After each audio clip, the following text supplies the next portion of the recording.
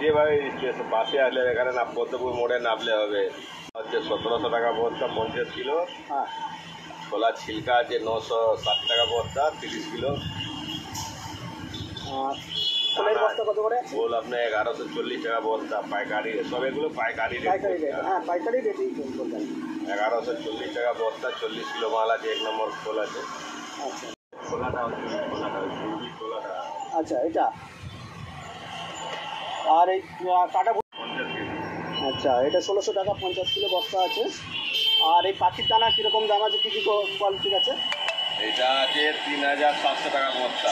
এটা কত কিলো বস্তা হবে? 50 সব 50 কিলো বস্তা 3700 টাকা বস্তা। এটা ওটা পড়বে আপনার 350 টাকা বস্তা।